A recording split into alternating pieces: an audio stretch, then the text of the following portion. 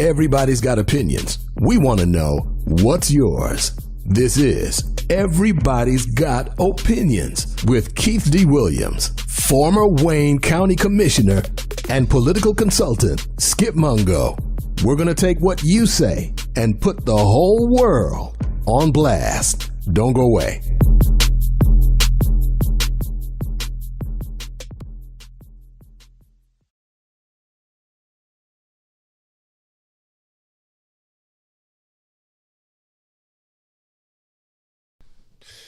Welcome to Everybody Has an Opinion. I'm Keith Williams, and my co-host is Skip Mongo. We both political consultants. We both play in politics. That's who we are. The show is about just we want people to call in at 395-336 and give their opinion about the subject matter that we're about to talk about. Today, Skip, I want to talk about to the listening audience is both parties ready for brothers like me and you? When you say both political parties, the main political parties, Republican and Democrat, are they ready for black men like me and you? No. Why you say that? Because look what happens with you and I every time there's a big election. We're always looked over, pushed to the side, or people call us to come in and play cleanup. Always. So, no, man, I've been at tables where they don't want, they'll mention certain names. Oh, no, we got to stay away from them. They too controversial. While we sitting back, man, getting our butts whooped. Right. They rather look good losing as opposed to us getting out in the streets, man, rolling our sleeves up and getting dirty. You remember the mayoral campaign prior to the last one. how we rolled our sleeves up, got out there in the streets, and almost flipped it. But we didn't have enough time and or resources. But again, that's because people at those tables, man, during the presidential election, Hillary Clinton, I'll never forget, I was at my brother's spot, his little speakeasy. And, you know, all type of people come through there. So just so happened there was a lady who was running Hillary Clinton's campaign in Michigan. She was over Michigan. So I had a conversation with her, and she's, you know, she knew the last name, Mongo. So she's like, why aren't you with us? Why aren't you on a payroll and this, that, and the other? And I'm like, no, we're going to do something about this. We're going to get you, we're going to get you involved. We're going to have you set up. I'm like, listen, all of that's good. I know your heart is in the right place, but I think of Jennifer Granholm, who she had to answer to. The moment you go to her and my name, they're going to cross it out. No. Okay. Never heard from her again. She came from Louisiana by way of California, running Michigan's campaign up near Kalamazoo. No votes on the western side of Michigan, none. Should have been right here in Detroit. I had that conversation with her. I've been in campaigns, and this speaks a little to what you're saying. I've been in campaigns where, I'm the only black in the room. I'm the only Detroiter in the room. And they'll argue you down and I'm talking about Democratic campaigns, Democratic candidates. Detroit is really not that important. We don't need to spend all our resources in Detroit. And I had to tell a guy one time in a meeting, openly, I'm like, you know what? As much as I hear that, I know at this point you guys go home and you pray that Detroit loses its standing in the Detroit is the Democratic Party in Michigan. Without Detroit, no Democrats could win. However, again, I don't think that they're really interested in winning all the time because they lock brothers like you and I out. We know where the votes are, how to get the votes. Keith, when you ran for county commission the first time when you won, and you campaign places where people dare not go. Average politician wouldn't go. Tell them about the story. You walked up on some two brothers or a few brothers shooting dice in the garage. Yeah, me, I'm not scared. I'll walk anywhere to go get a vote. I think it was off of Dexter. I think it was on Philadelphia. They was in the garage, and they were shooting dice. And I asked the brothers, I said, do y'all vote? I said, I don't want to disrupt what y'all doing, but do you vote? And they started laughing. I said, 7-11. They had the dice. Right. 7-11. He said, brother, you know about it? I said, brother, I grew up around gangsters. Right. Okay. And so when I say this to Skip, I say it like this. I've been in both parties. I've been a Bill Milliken Democrat, a Republican, and I'm a Democrat through and through. Sure. When I got in Republican Party, I saw two things. I saw something that their focus was on. Their focus was on capitalism. Okay? And I'm gonna give you an example. The Republican Party, you gotta have a membership to get in, and the Democratic Party wants to keep you on the plantation. That's right. Okay? They don't want you to own no businesses. They want you to be subservient to the policies that they are pushing down our throats. Republican Party is about capitalism. They're about money. So I said, why can't you have the best of both worlds? Social justice and economics. That's right. Okay? And so my whole philosophy is in these Democratic politics, they're focusing on issues that are germane to them. That's right. Such as, you think about it, they playing this abortion issue. I ain't mad at them for that. Every woman should have the right to choose her own destination. Sure, that's right. I ain't mad at them when the other movements out there getting what they believe is just due to them. But why, when I want to run a business, I can't find anybody to help me run my business? And then when you look at you summed it up perfectly. This Republican Party right now today, they're interested in capitalism, very conservative, extremely conservative. They want to keep it all to themselves. Right. But what's the difference in them and people at the head of the Democratic Party? They want to keep the resources to themselves. Did you look at Nancy Pelosi? I'm pretty sure there's 6 or 7 or 8 zeros behind that first digit in her bank account. They said she is worth about $60 million. $60 million. And right. she's been a public servant her entire adult life. Right. So she came from a family of public servants. Yeah, her father was a mayor of Baltimore. She's been in that game. So what I'm saying to you is this. I'm here on Auburn Street, 12901. I'm a businessman. But I do want to make sure that everybody can eat. That's right. Everybody get a chance to have a great education, get access to health care, all the things that we strive to say we want in a democracy. Absolutely. And let me say this. I appreciate, Keith, this platform. I really do. Because just like the question that you threw out, do they want brothers like us at the table, basically? They don't want to. They want strong brothers. That's why this platform is so important over here on Auburn Street, because now it gives us a voice where we normally stifle, shut down, not only by Republicans, but by Democrats as well. You know what I'm saying? So the Democratic Party, the difference in the Democratic Party and the Republican Party, because a lot of people look at you and say, oh, he used to be a Republican. Oh, my God. Man, what's the difference in the Democratic Party? The only difference is now this Republican Party. Yeah, but I'm talking about this Republican Party has... They're going to another level. Yeah, to a whole nother level. Yes. This don't even the resemble... The Bill Milliken Republican Party reached out to Coleman Young and said to do business. That's right. In 1978, that was my first taste of politics, Skip. Mm-hmm. Lowell Perry, who was my quarterback in high school, his father was a moderate Republican. Mr. Lowell Perry, who was going off to glory, and his wife, Maxine Perry, who's my mother. She's like my second mother, man. I love her so much. She helped me get acclimated to the political ways of doing business in the party. But these folks, man... Let me say this to you. I was languishing trying to get in business, man, because my approach, when I got out of college, I went in sales for a company called Moore Business Forum. It was the largest foreign company in the world, and I didn't know what that was. Right. But every business need a form. There's 9 key operations in the business, and each key operation, you got to have an invoice, a sales slip, and those kind of things. And that introduced me to a world I did not know. And what you should have been known about it, but who introduced you to the world? The Republicans. Yeah, Miss Perry, them. My parents were Franklin Roosevelt Democrats. That's right.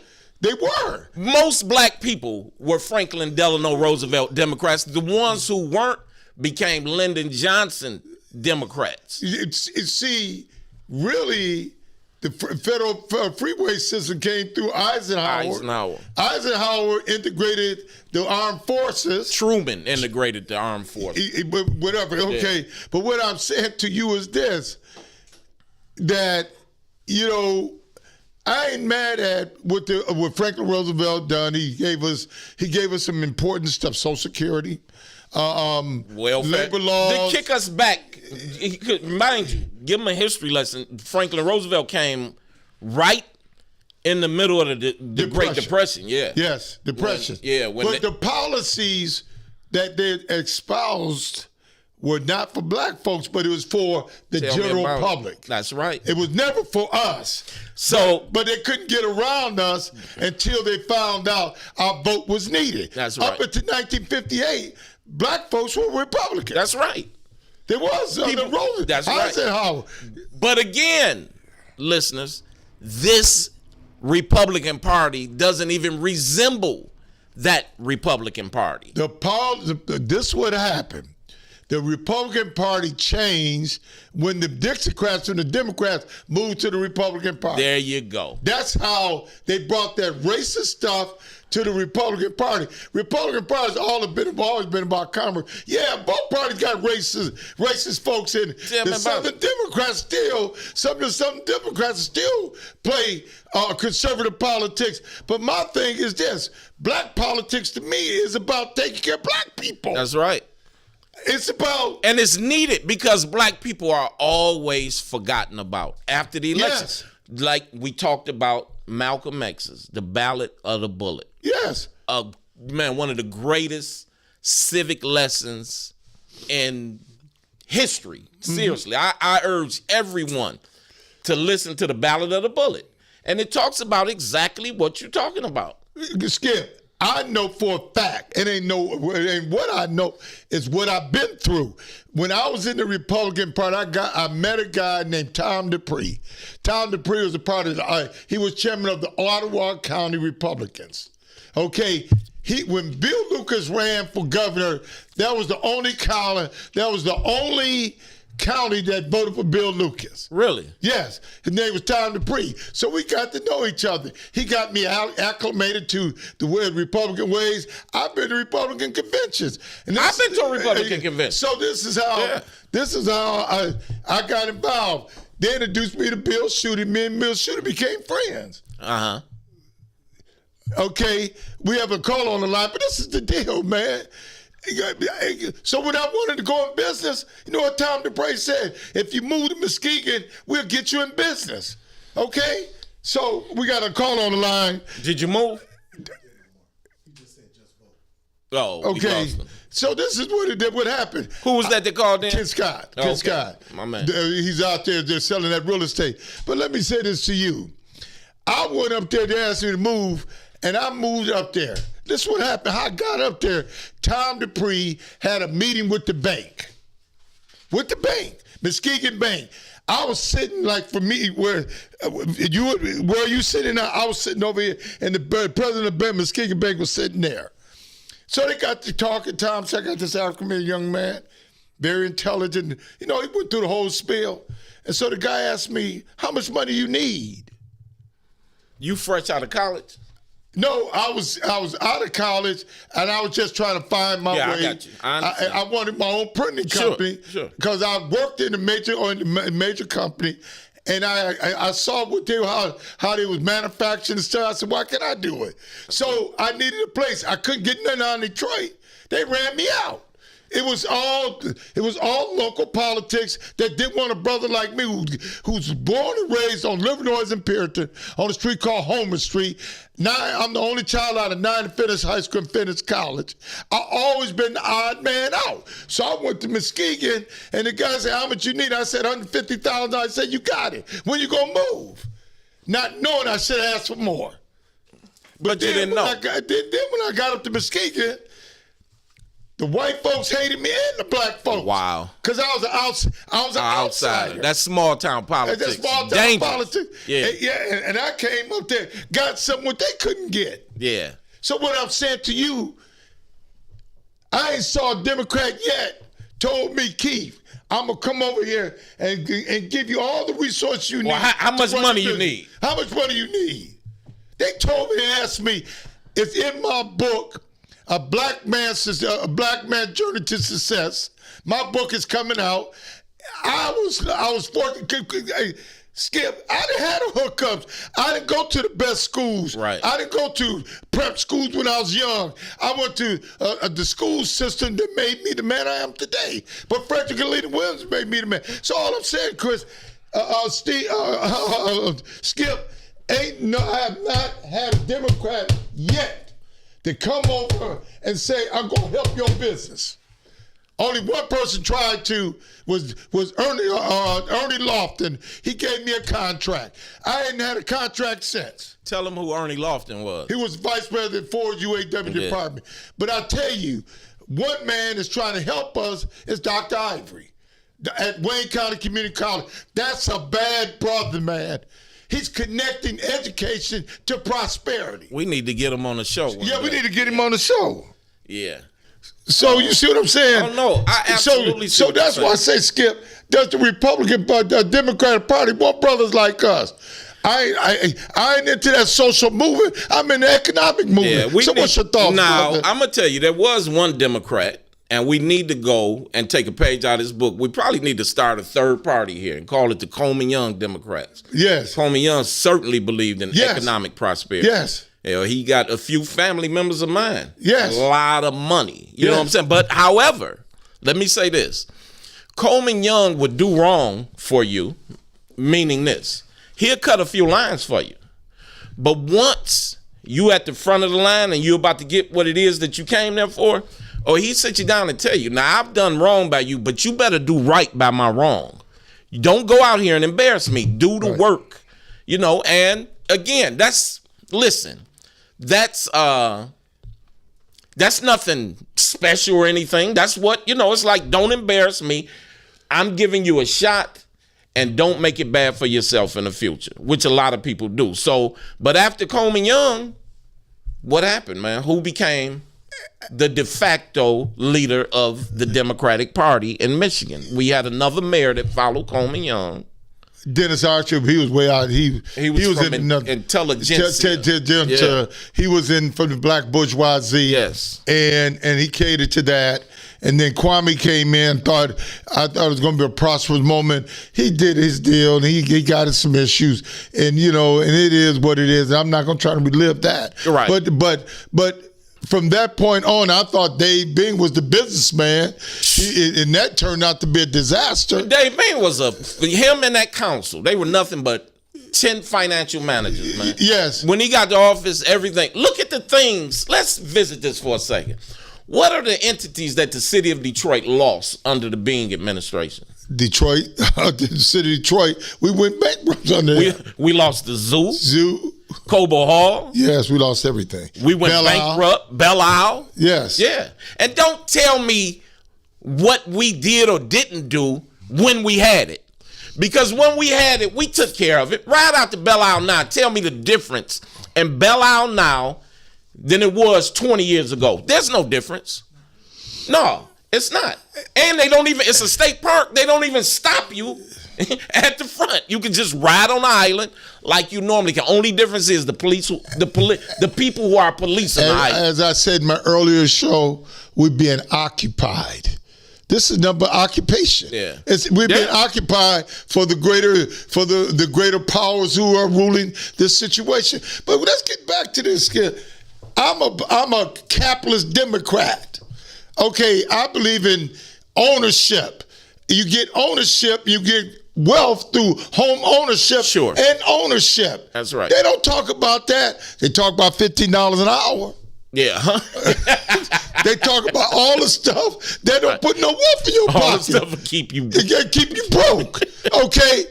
And then you got entities that people don't look like us that swooped down on Detroit, from the nail business to the beauty supply business to the liquor stores to the gas stations, and we on the outside looking in our own city. But it's Democratic control. But guess what?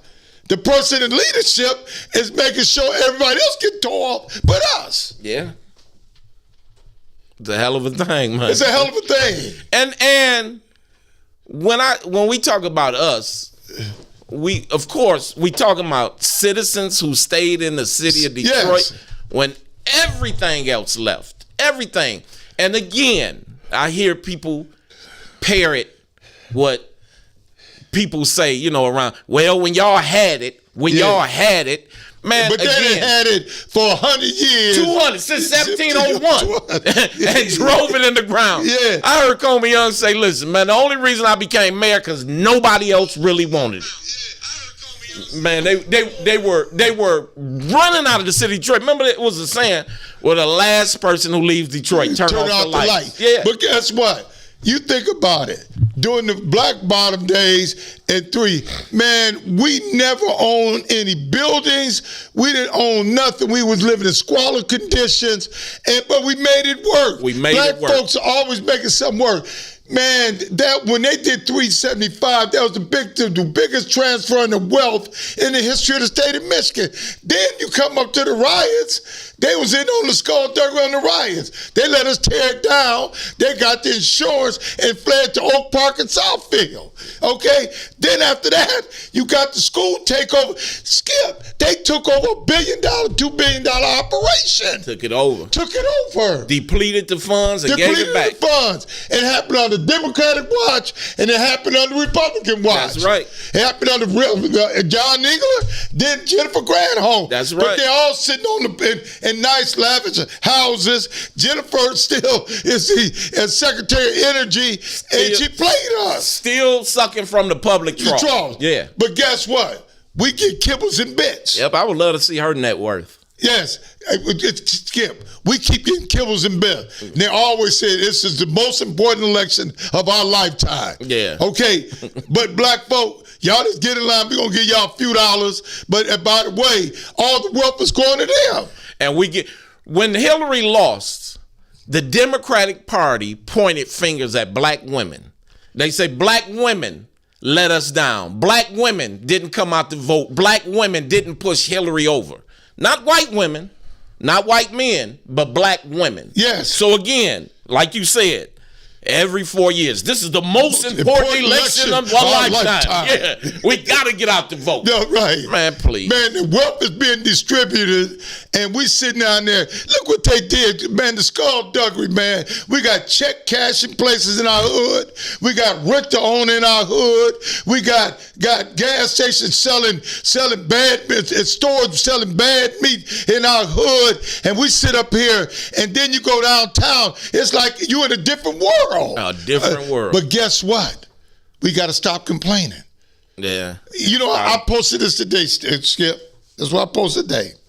I said the intelligentsia has forgotten about Bewick and Mac. Yeah. Okay, now go and Bewick and Mac. All the dilapidated buildings, all the land that was houses once resided. Guess who done bought it? My cousins. Our white cousins and bought it. Yeah. Okay, they riding their bikes, they got their dogs, and they got the land. And so you might look and say, well, what's wrong with that? Ain't nothing wrong with that. But no, let me tell you what the problem is. The resources. Yeah. Those who control the resources. Don't think for one moment that black folk who grew up over in that neighborhood, Right.